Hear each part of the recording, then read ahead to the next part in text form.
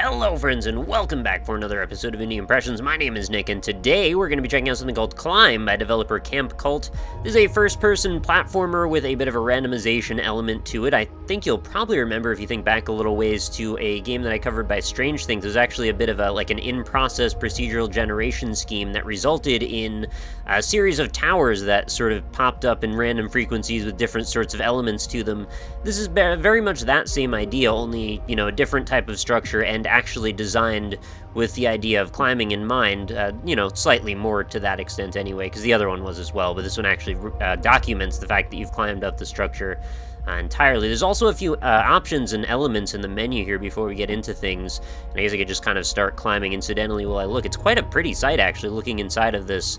You've probably noticed, or have probably noticed already, that the colors are all shifting as we walk and sit through all of this too. We can also hit 2 to switch it over to goth mode, which gives you actually a little bit of a better sense of depth at times, if that's important to you, which, it probably should be if you're trying to make first-person precision platforming jumps. So in the top right corner, you'll notice there's an anti-aliasing slider as well as mouse smoothing. The mouse smoothing for me started all the way up at full. I turned it all the way down to empty because I really hate mouse smoothing. I think it just kind of makes things harder to do in general, but it does also give you sort of a dreamy feeling, which I guess makes sense with what this is. However, I guess ultimately it's about whether or not you're in it for the form or the function, which side of that slider you'd prefer. Maybe just if you have a particular feeling or affinity for how you like your jumping to feel and your looking and moving to feel. Personally, though, I feel the more controlled, the better in my own case. So we've also got an option for tilt shift, which I will toggle on and off if I can get my... looks like my cursor's sunk into the world. Yeah, there we go. If I hit H to toggle it, it brings the cursor back. Rarely do I ever have the problem that I want the cursor. It's usually the other way around. This game thankfully has that sorted out. So if we turn off tilt shift, let's see if we can take a look around with it off and see if we can notice a difference.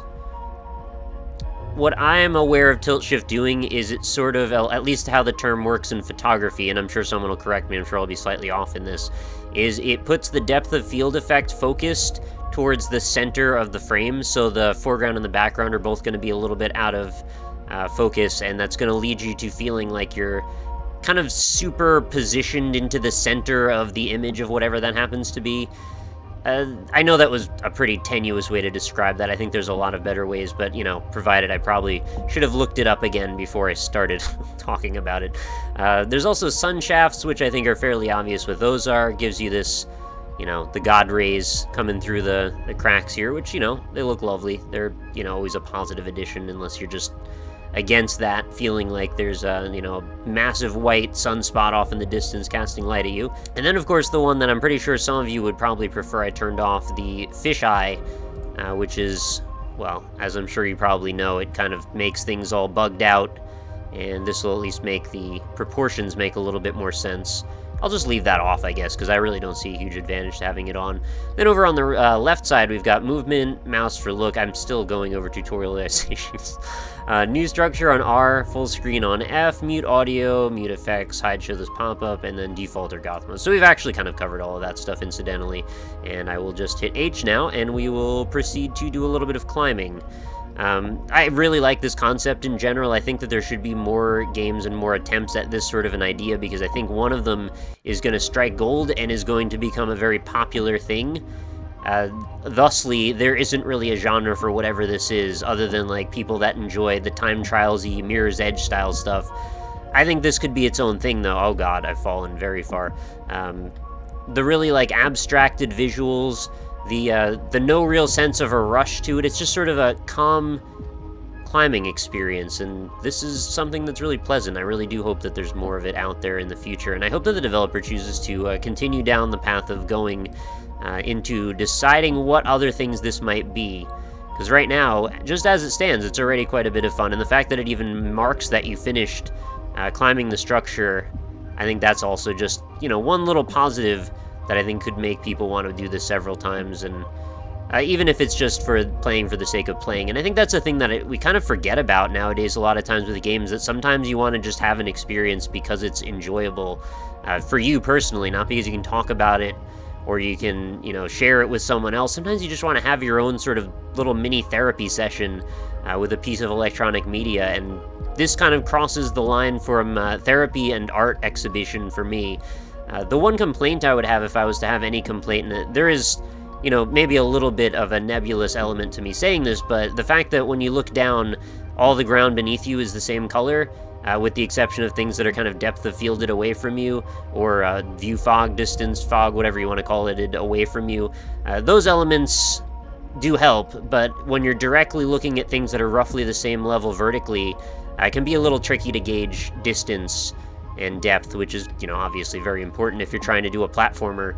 I think the solution there is obviously just have there be a little bit of variance in the colors. I do understand that would break the aesthetic scheme, though, which I wouldn't want to be a thing, because I like the aesthetic just the way they are. So I guess maybe there would be, I don't know, perhaps another way to get around that. Perhaps even have the player emit a slight bit of like a radial glow. That way when things are beneath you, it can sort of make it more obvious to what degree that's a far away or a close distance. And of course, like I said earlier, switching over to goth mode. Oh, there's another mode. A new mode has been added. Oh, we'll definitely check into that. But I just wanted to show you, this is what goth mode looks like when we're falling. And it looks like you've got a little bit of a better grasp on depth. Let's check out vibe mode, though. Oh, that's really pretty. Oh, I'm so excited. Maybe there's more. Okay, now I've got an even better reason to keep climbing up this structure, because what if there's other visual effects? I need to know. It helps a lot, too, that the aesthetics and the audio both cater to this feeling of just really, you know, calming exploration. It's not really like there's any driving force, like I said earlier, keeping you moving on other than your own will to see what there is to see. And I really like games that cater to that idea. I don't see them nearly often enough, but I do definitely go out of my way to look for them. And when I find them, it's always a really happy thing. And wow, I really like this color scheme. It keeps shifting from other things that are beautiful to even more things that are beautiful. There's just certain elements of when colors come together that just feels so vibrant. It feels like I can almost taste like as if this was fruit flavors coming out at me. So it's a little bit of synesthesia, I'm aware, but I've been accused of that before. I have sometimes a little crossover with things like taste with colors, or things like music and colors. They all kind of converge to me. And colors in general, as I'm sure I've said to you several times in the past and prior episodes, it's colors are why I love art so much. They give me energy. They just make me feel excited in ways that very few things can. And I guess part of my journey in looking for video games to cover on the show, it's been like this kind of, you know, self-imposed therapy of finding ways to experience color and light in different ways that are like, hey, here's some alternative art that you might enjoy. And, oh, red mode is now a thing. I guess every time we climb up this, we're going to encounter a new option here. Oh, that's really cool, too. I like vibe mode the most so far, but this is also neat. I kind of wish I could do a version of this where I just fall infinitely through this and just try not to touch any platforms and just have the thing keep spawning more platforms underneath me that I have to avoid. Because the degree with which you fall... Oh my god, you can't see any depth now. Alright, well, not so concerned with it, I suppose, at this point. But the degree with which you fall and the speed that gravity takes you down, oh, that's so pretty. Oh, it's the Phazon suit from Metroid Prime. I love it so much. The color of, like, that carbon plus that ruby crimson, it's such a really lovely convergence to me. It's already shifted away from it, sadly, but I had a moment of pure joy there while that happened. Let's hit R again. Kind of want to climb it one more time and see if there's even more modes. Maybe I should leave some for a surprise if there are. Oh, just stay right there. I really like this. Developer, if you're listening, please allow me to choose a scheme that doesn't shift, or stop the shifting at a point that I like it at. I know that's really self-serving to ask that, but I would enjoy that very much if I could just stop it right where I liked it and just experience the labyrinth that way. It's interesting the way these structures come together, too, how they're all solvable. At least so far they have been. Oh, I love the light rays with this, too. The light quality is so nice. I'm just geeking out about colors right now. You guys have to forgive me on that, hopefully. Let's see. We should be able to make it up one more here. It's just another flight or so up. And... oh, we found Piet mode. It's a Mondrian. Oh my goodness, I never expected to see this. Alright, there's some Z fighting happening with some of these tiles. I'm not sure if that's intended or what. Oh, you know what? These are probably decals that stuck to the top of some of the surfaces. Also, why is it dark over here? It's not very Mondrian, is it? It should be white. White with grids. What does this remind me of? I'm getting a little bit of, like, Portal and a little bit of Cube. Like the quick understanding of block extrusion version of Cube. Yeah, the Z fighting actually, like, really makes this less enjoyable, unfortunately. So far, I think Vibe mode has been my favorite. Goth mode, not so much. I'm surprised there's not an opposite version of Goth mode that's, like, all kind of, like, platinum color shades and, like, things that are in the lighter value tone range.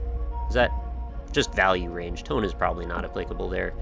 Anyway, I guess I've probably started going around in circles because all I'm doing is just talking about colors now. So, if you'd like to go check out Climb, there will be links, of course, in the description for it. You can grab I think there's a Windows 32 and a 64-bit version. I think there might have also been, if it was either Linux or Mac, I forget already which it was that was the other one.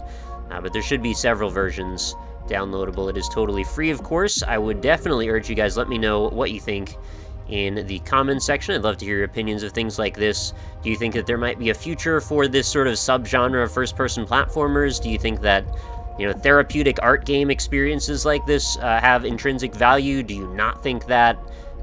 Do you have reasons to back up your claims that are, you know, subjective and not hurtful? All of those things are always lovely, and if you could contribute them to the discussion, I would be happy to read everything that everyone has to say, and of course, that helps to shape my future understanding of the world around me as it pertains to game development, and I always enjoy adding more and more to the crazy rubber band ball that has become my mind. So feel free to chime in. Make sure you leave a like if you enjoyed the video as well, because I do appreciate that too. And hopefully you'll join me again for another one tomorrow. Oh, it looks like that might be the end of all the new color scheme modes. That's such a shame. I wish there was just 100 of them. I could sit here and look through them all day, and I would probably play this over and over again until I got all of them, no matter how long it took. So there you go. If you needed some reason to hear me out, Camp Cult, I like your project, and I want to see more of it. So thanks everybody for watching. I will see you all tomorrow.